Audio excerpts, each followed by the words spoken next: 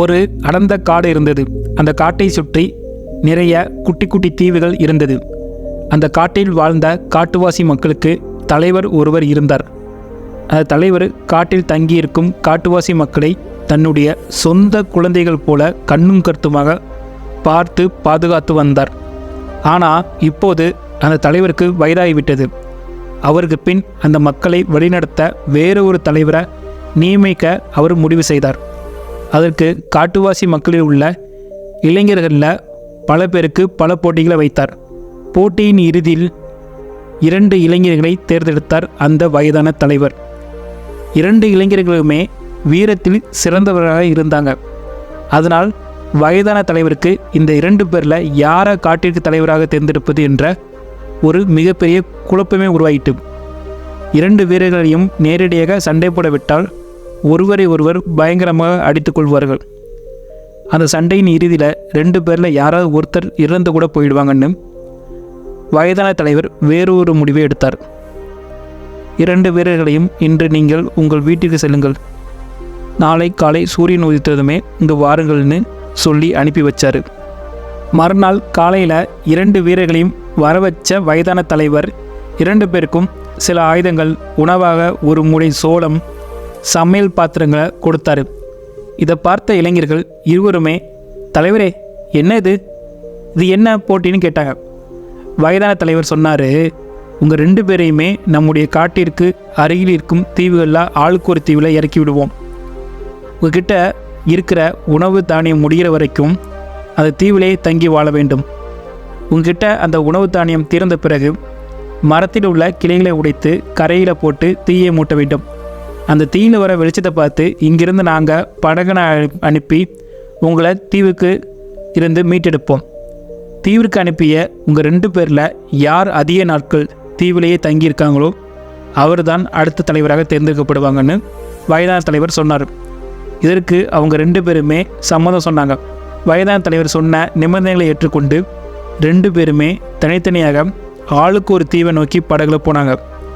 2 வீரர்களையும் தனித்தனி தீவில் இறக்கி விட்டுட்டு மற்றவங்க படகை எடுத்துகிட்டு காட்டுக்கு வந்துட்டாங்க.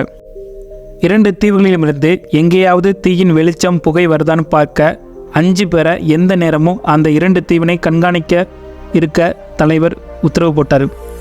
அதே மாதிரி எந்த நேரமும் படகனை எடுத்துக்கொண்டு தீவுக்கு சென்று காப்பாற்ற கடற்கரையிலே படகோட ஆட்கள் இருந்தாங்க.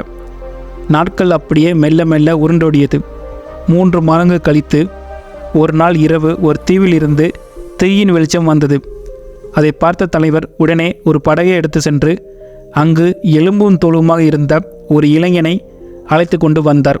வரும் வழியில் அந்த இளைஞன் தலைவரை பார்த்து, நீங்கள் கொடுத்த சோளம் வெறும் 2 மாதத்துக்கு மட்டும்தான் வந்துச்சு, இருந்தாலும் கூட நான் என்னுடைய சாமர்த்தியத்தால் இத்தனை நாட்களுக்கு தாக்குப்பிடித்து அது தீவில் இருந்தேன், அதனால் நீங்கள் எனக்கு தான் தலைவர் பதவியை கொடுக்க வேண்டும் என்று வயதான தலைவரை பார்த்து சொன்னான் அந்த வீரன்.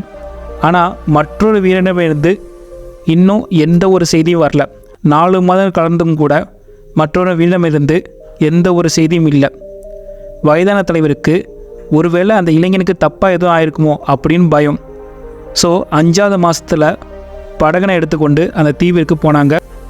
தலைவரும் மற்ற காட்டுவாசி மக்களும் தீவில் இறங்கியவுடன் தூரத்தில் மூங்கில்களால் கட்டப்பட்ட ஒரு அழகிய மூங்கை வீடு இருந்ததை பார்த்து ஆச்சரியப்பட்டாங்க. அந்த மூங்கை வீட்டிலிருந்து அவங்க தேடி வந்த இளைஞன் ஓடி வந்தான். அவன் காட்டில் தன்னோட குடும்பத்தோடு இருந்ததை விட இப்போது இன்னும் கொஞ்சம் கொழுத்து போய் ஆரோக்கியமாக இருந்தான். வயதான தலைவரையும் மற்றவர்களையும் வீட்டுக்கு வாருங்கள் என்று அழைத்து சென்று அவர்கள் சாப்பிட மீன்களும் ஒரு சோள அடையும் கொடுத்தான். வயதான தலைவருக்கோ ஒரே ஆச்சரியம். தலைவர் அந்த இளைஞனை பார்த்து, நான் உனக்கு கொடுத்த சோளத்தின் அளவு வெறும் 3 மாதத்துக்கு மட்டும்தான் வரும், ஆனால் நீயோ 5 மாதமாக இங்கே இருக்கிற. அது மட்டும் இல்லாமல் இங்கே வந்த எங்கள் எல்லாருக்கும் ருசியான சோள அடையை சாப்பிட கொடுக்குற. உன்னை பார்த்தாலும் நல்லா சாப்பிட்டுருக்க மாதிரி தான் தெரியுது, இது எப்படி சாத்தியமானது என்று கேட்டார். இளைஞன் கொஞ்சம் சிரித்தபடியே, நான் சொல்கிறேன் தலைவரை, முதல்ல இதை சாப்பிட்டு முடியுங்க, உங்களுடைய எல்லா கேள்விகளுக்கும் நான் பதில் சொல்கிறேன்னு சொன்னான். தலைவர் சாப்பிட்டு முடித்ததும் இளைஞன் அவனுடைய மூங்கில் வீட்டிற்கு பின்னால் இருந்த இடத்திற்கு கூட்டு போனான். வீட்டுக்கு பின்னால் இருந்த இடத்தில் ஒரு அழகான சோள தோட்டம் ஒன்று இருந்தது. தலைவரை பார்த்து இளைஞன் சொன்னான், தலைவரே, நாங்கள் வந்த அன்னைக்கே என்னுடைய தானியத்திலிருந்து ஒரு பங்கினை எடுத்து இங்கு விதைத்தேன். அது அடுத்த 2 மாதங்களுக்குள் அறுவடைக்கு தயாராகிவிட்டது. அதனால் எந்த ஒரு பிரச்சனையும் கவலையும் இல்லாமல் நன்றாக உணவு சாப்பிட்டு வாழ்ந்து வந்தேன் என்றான். இந்த 4 மாதங்கள் மட்டுமில்லை, இன்னும் எத்தனை வருடங்கள் ஆனாலும் என்னால் இங்கு மகிழ்ச்சியாக வாழ முடியும் என்றான் வீரன். அந்த இளைஞனை பார்த்து தலைவர் சொன்னார், உன்னுடைய அறிவாளித்தனமும் உழைப்பும் நிச்சயம் நம் மக்களை முன்னேற்ற உதவும். ஆகையால் நீதான் காட்டிற்கும் எங்களுக்கும் இனிமேல் தலைவன் என்றார். வயதான தலைவர் மிக மகிழ்ச்சியோட அந்த வீரனின் தோளில் தட்டி கொடுத்து ஊருக்கு அழைத்து கொண்டு போனார். இந்த கதையில் இருக்கிற 2 வீரர்களை போலவே நம்முடைய வாழ்க்கையிலும் பொருளாக இருந்தாலும் சரி, நேரமாக இருந்தாலும் சரி, நம்ம கையில் இருக்கும்போது அதனை ஆழ்மனதில் திட்டமிட்டு செயல்படுத்தும் போது நாமும் ஒரு நல்ல தலைவனாக உருவாக முடியும். வெற்றிகரமாக மகிழ்ச்சியாக வாழ்க்கையை வாழ முடியும். வாய்ப்புக்காக காத்திருக்கிறதை விட்டுவிட்டு உனக்கான வாய்ப்பை நீயே உருவாக்கு. அப்போ தான் நீ நினச்சதுனால சாதிக்க முடியும்.